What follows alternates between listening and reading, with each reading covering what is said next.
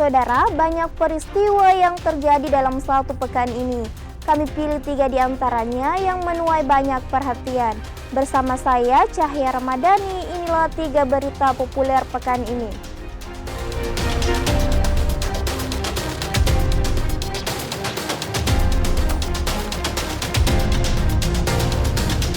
Saudara, Satlantas Polres Pelabuhan Makassar menggelar Operasi Patuh Palawa 2024. Di hari pertama, petugas menemukan banyak pengendara yang melanggar lalu lintas. Operasi Patuh digelar secara serentak di seluruh Indonesia. Di Sulsel, Operasi Patuh diberi nama Palawa 2024 dan juga mulai dilaksanakan di seluruh jajaran satuan lalu lintas. Operasi Patuh bertujuan untuk menciptakan situasi lalu lintas yang aman, tertib dan lancar, serta meminimalisir terjadinya kecelakaan. Namun sayang masih banyak warga yang kurang memahami. Buktinya, petugas menemukan puluhan pengendara yang melanggar lalu lintas meski operasi baru digelar di hari pertama.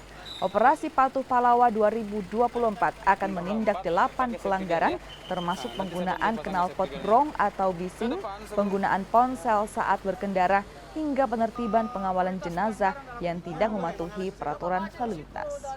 Hari pertama kita laksanakan Operasi Patuh Palawa tahun 2024. Jadi hari pertama ini kita ada beberapa sasaran operasi yang kita sudah laksanakan, yaitu kegiatan preventif, yaitu penyuluhan, pembagian brosur, kemudian kita masih melakukan tindakan teguran. Jadi ada beberapa pelanggaran sasaran operasi kita sudah laksanakan barusan saja dan itu sudah kita lakukan teguran. Ada juga yang kita lakukan penindakan berupa tilang. Demikian.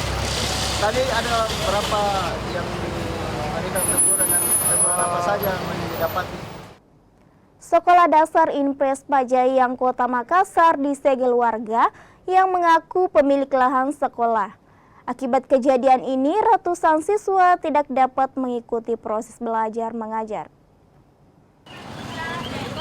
Para siswa dan guru SDN Impres Pajayang tertahan di gerbang sekolah setelah warga yang mengaku pemilik lahan menyegel sekolah. Kondisi ini menyebabkan sebagian siswa memilih pulang dan sebagian lagi bertahan. Warga yang mengaku pemilik lahan di mana sekolah berdiri menuntut kejelasan pemerintah Kota Makassar untuk membayar ganti rugi atas penguasaan lahan tersebut. Kompleks SD Pajayang dibangun di atas lahan seluas 8.100 meter persegi pada tahun 1975 dengan menyebut pemilik lahan saat itu mewakafkan tanahnya hingga diputuskan untuk dibangun sekolah. Belakangan warga yang mengaku ahli waris menggugat pemerintah Kota Makassar pada tahun 2018 dan kalah di tingkat pertama, banding hingga kasasi di Mahkamah Agung. Jumlah pelajar di 3 sekolah di Kompleks SD Pajayang tercatat 1.000 siswa. Orang tua siswa berharap kasus ini terselesaikan dan tidak mengganggu proses belajar siswa. Pak. Antar anak ya? Iya. Ya, terus ini belum bisa masuk kenapa? Belum bisa masuk, masih tertutup sekolah, Pak. Oh, masih ditutup? Iya. Sudah berapa hari? Sudah 2 hari, Pak.